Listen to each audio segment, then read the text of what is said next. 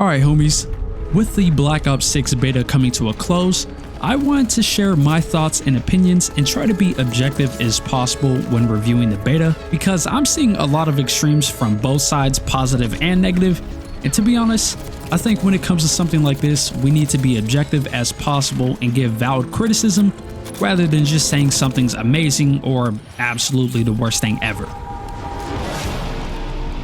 Let's start positive, and I'm going to go through some of the things that I think this beta does really well. First things first, the art direction and overall fidelity of the game is incredible.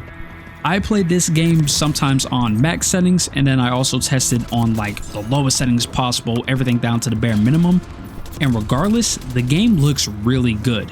I'm not really having a lot of the weird issues that I did with Modern Warfare 2 and 3, such as shadows being weirdly grainy, depth of field not working sometimes, and shaders not really affecting the game at all. I did have some issues with my actual graphics settings, something's not applying, but I'll get into that a little bit later in the video. This applies to the maps as well. Every map looks distinctly different. I think that the lighting on all of these maps is also incredible. Even Scud, with it being overcast and more gray and blue, it still looks really good. Skyline was the absolute highlight for me. This map is just straight up beautiful, making the map take place right before the sun sets and having these oranges and really hard shadows and light rays on the map. It just looks great. And even though there's a lot of variance in the lighting, it's still pretty good visibility wise. I never really had times where I'm like, whoa, I couldn't see that guy. But with this game being the first Treyarch game on the brand new Modern Warfare engine, it still does have some visibility problems, which we'll get into later. Also in the same realm, the sound design and music in this game is incredible. Each gun sounds distinctly different, and I don't think they're going full realism like the Modern Warfare games. I think they're still trying to have a little bit of that Treyarch flair, and it's kind of more similar to like an action movie in terms of sound design, especially for the weapons. And without glazing Treyarch too much, honestly, I don't think they've ever missed with the music. This multiplayer theme also is just incredible.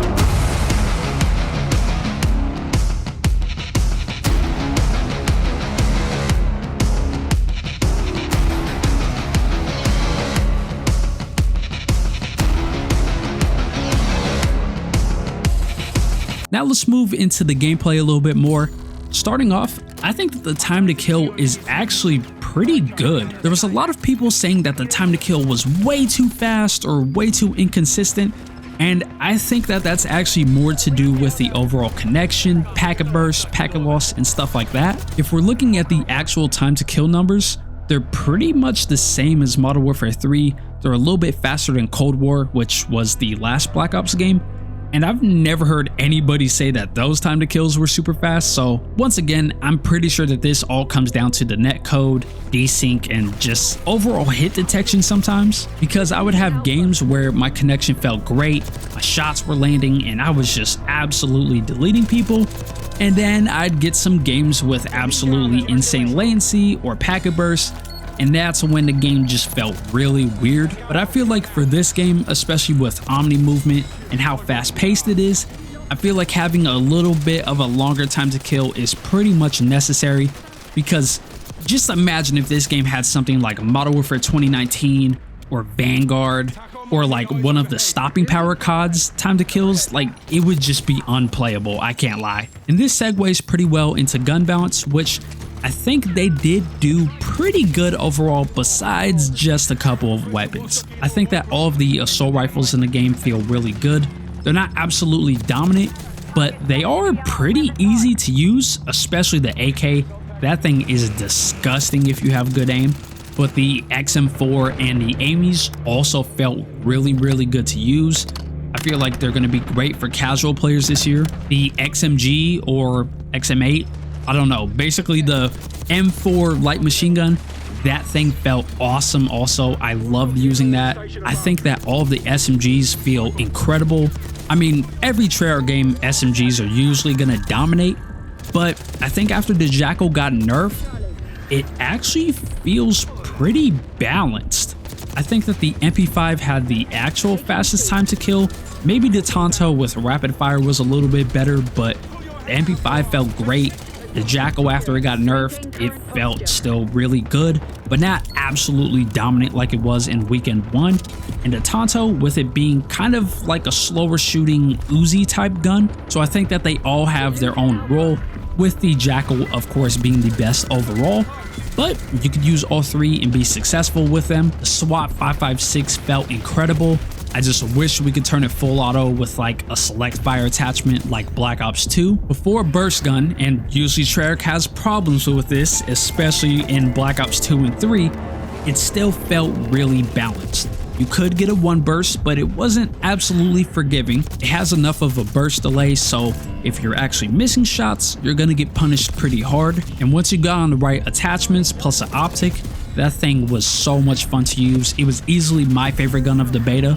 However, I think that snipers and shotguns, and also pistols to an extent, they're kind of going to be cooked in this game. I think that the shotgun was a little bit underwhelming unless you're playing on something like Pit or Babylon. Of course, maps where it's super close quarters, it's going to feel incredible, but anything bigger than that, I was struggling. However, I think with just some slight adjustment to the range, maybe rapid fire doing a little bit more, maybe if we get a sleight of hand attachment or, you know, a perk, I think it'll be a little bit better. Same thing goes for the pistols.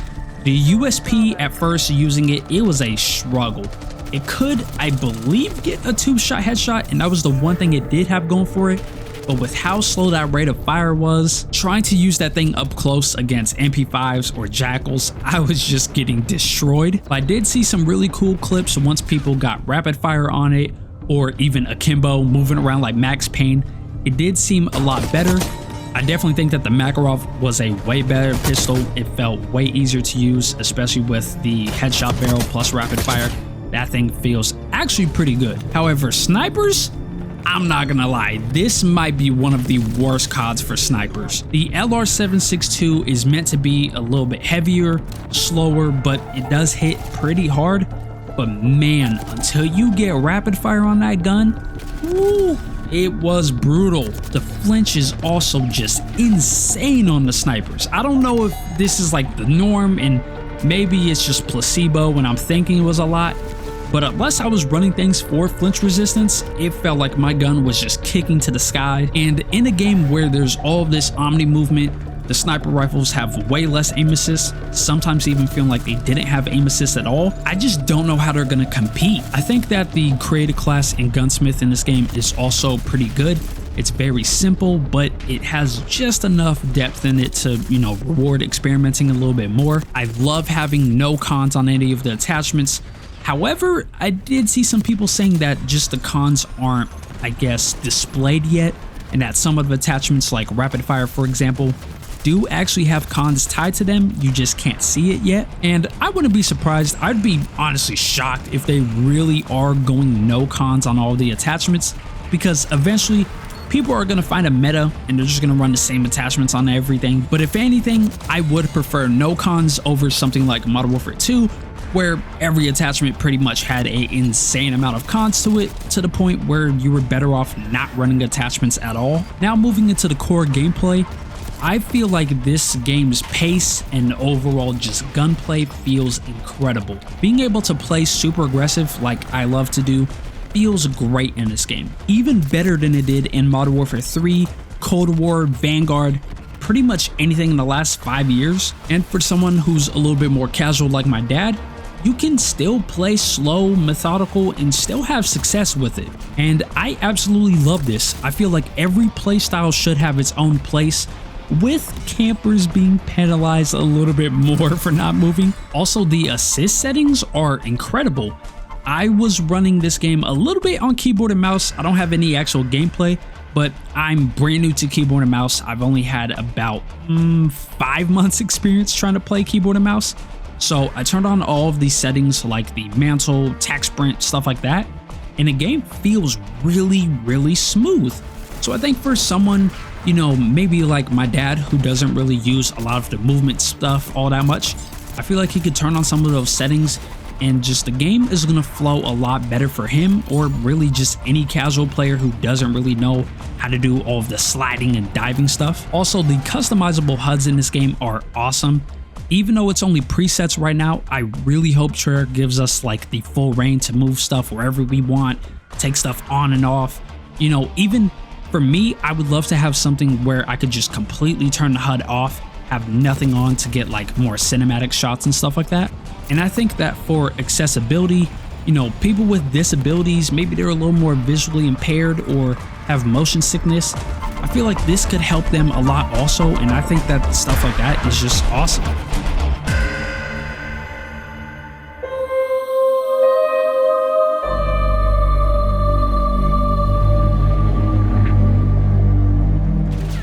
Now let's move into the stuff where I feel that the beta just really didn't get right. First things first, I think that the score streak cost was a little bit high, especially something like the Hellstorm, which I did believe that they ended up adjusting, but like 1200 score for a Hellstorm? Nah. It ended up turning to the point where I was just using Scout Pulse UAV helicopter all the time because, I mean, I don't know if it was like this in Black Ops 4. Cold War was a little bit weird with like the looping streaks and like them persisting through your life. Modern Warfare 3 handles this perfectly with the score streak toggle. I didn't feel like anything was really too high in that game. I felt like it was pretty balanced. Also, things that are way too high, I feel like weapon leveling, having like 40 plus levels, nah.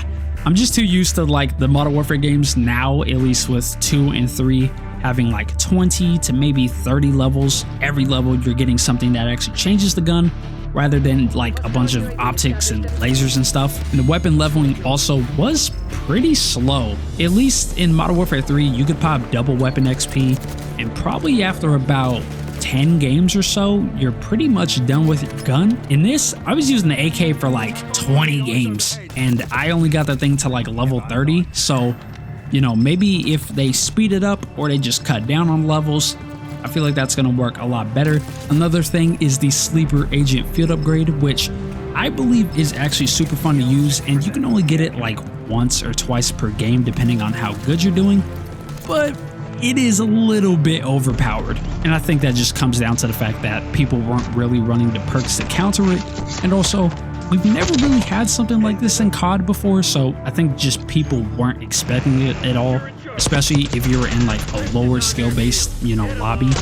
Dude, you could just absolutely wipe the entire team before they even caught on to who you were. I just saw a ton of people absolutely hating this. Even though I think it's fun, I feel like it should stay. I wouldn't be surprised if it's removed or at least heavily adjusted. Also, while I do love the aesthetics of each map, the flow for them is a little bit weird, especially depending on the game mode you're in. A prime example for this is Derelict. I love this map, but dude, if you're on Domination, it is so one-sided, it's not even funny. Like if you have the A-B flags locked down, you have so many head glitches and places to hide. You can just watch them spawn and run out and just spawn trap a team all game. Most of my biggest streaks were on this map playing Domination, and there's also something like Scud where you have the really ugly head glitch by the B flag or the middle hardpoint. That's something where I feel like it could be easily adjusted though, so who knows, we'll see what that looks like by launch. And also, even though I think that Skyline flowed the best, man dude, that map is small and chaotic and crazy, and in combination with the spawns, which trust me, we're gonna get into those in just a second. By far the worst offenders, at least for 6v6, were Babylon and Gala. These maps are just way too small for 6v6. I mean, I get it, Babylon's supposed to be more of like a shipment style map, but dude, the spawn traps are ridiculous. The spawns on that map just make no sense, and I'm gonna go into more detail like I just said, but dude, that map just sucks. Another thing is that the audio is just a little bit weird. I do love that it's not super loud like Modern Warfare 2019 or Modern Warfare 2, where it just sounds like you're an elephant stomping around, and if you're on wood, somebody can triangulate your position from across the map. Like, I love that it is quiet, but sometimes someone's running up right behind you and there is nothing. And I know this has, you know, been a problem with the Modern Warfare 2019 engine, Warzone, etc. But you would think after 5 years, there has to be a solution somewhere. I think that equalizing and compressing the audio a little bit more to make it so everything's just balanced out would be a lot better, because even though obviously a gunshot is going to be louder than a footstep, in this game, it's kind of like you're getting jump scared every time you get shot or blown up, so, you know, maybe we can adjust that a little bit. And the same thing goes for the visibility. I feel like it's a little bit low. It's better than something like Modern Warfare, but for a Treyarch game, it's really not the best. Also, if you play on anything past 50 brightness, the game just looks super washed out. And this wasn't just my monitor. I was testing it on like my TV out in my living room. It just looked a little bit flat.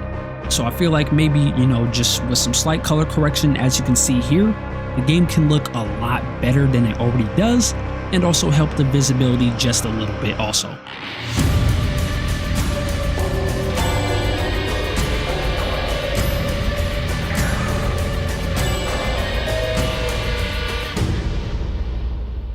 Now, let's move into the ugly, and there's some stuff here which I think it has to be fixed by launch, or at least by season 1, or else I'm gonna keep it real, this game is gonna be rough. Immediately, my first thing has to be the spawn. Sometimes when it works, it's actually pretty cool. The maps are gonna have flow.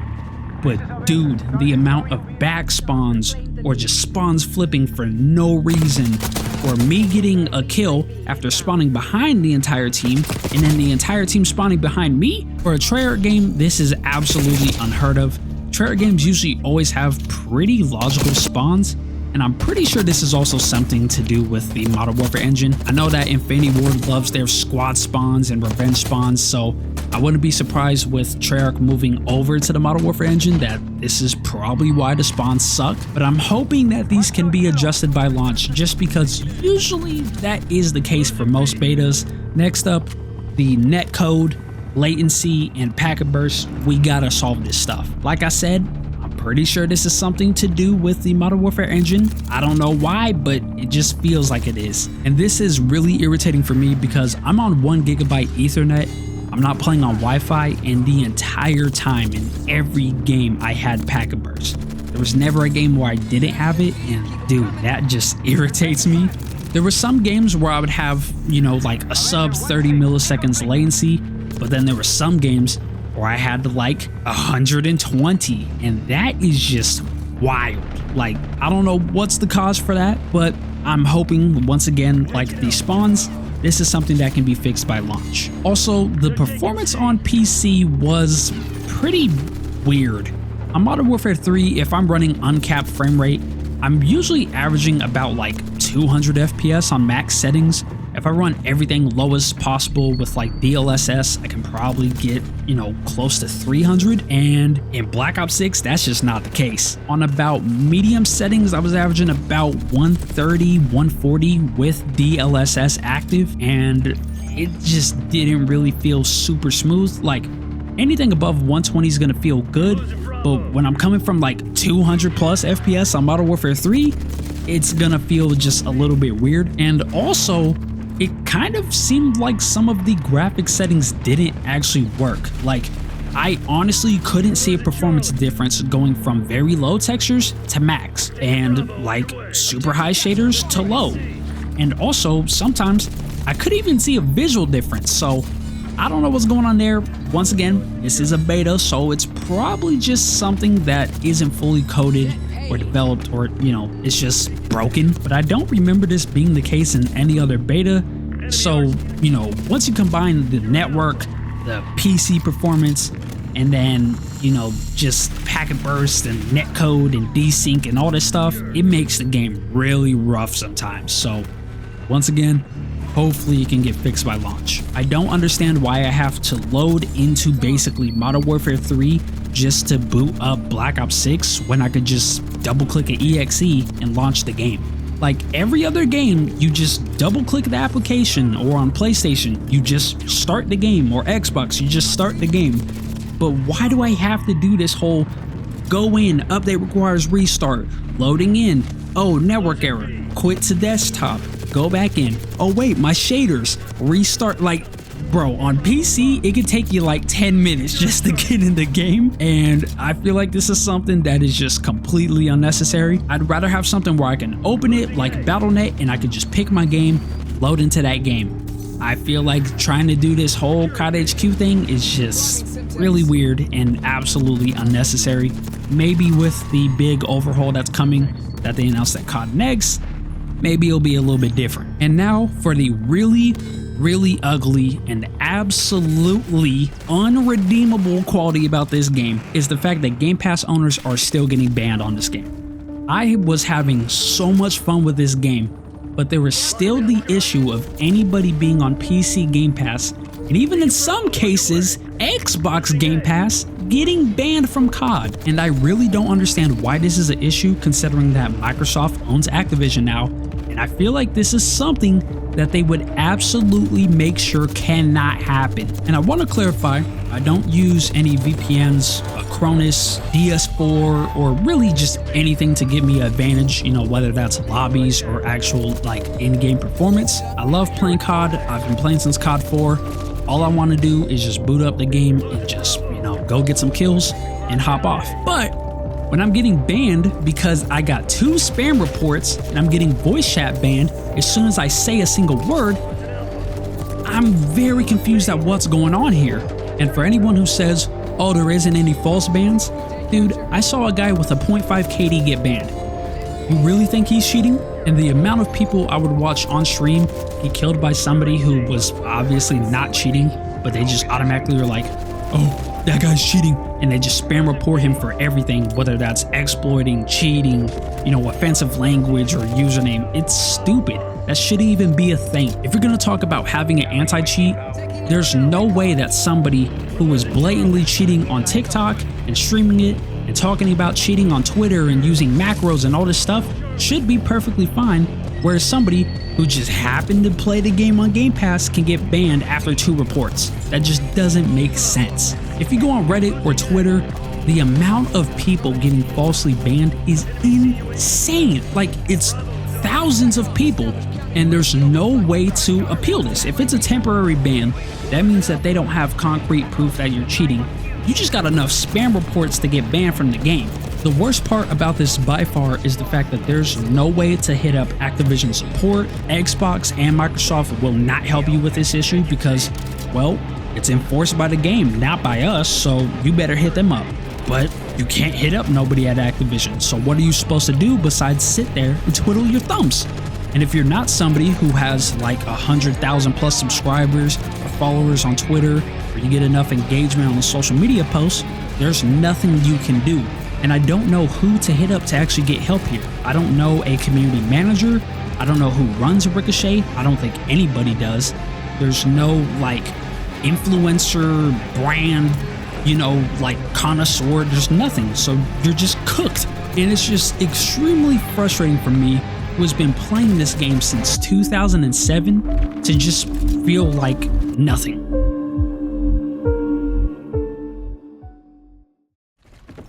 Overall, I had a ton of fun with this beta. There's just some things where I'm like, man, if we change these, we can have one of the best Call of Duty games that we've had for like the past 10 years.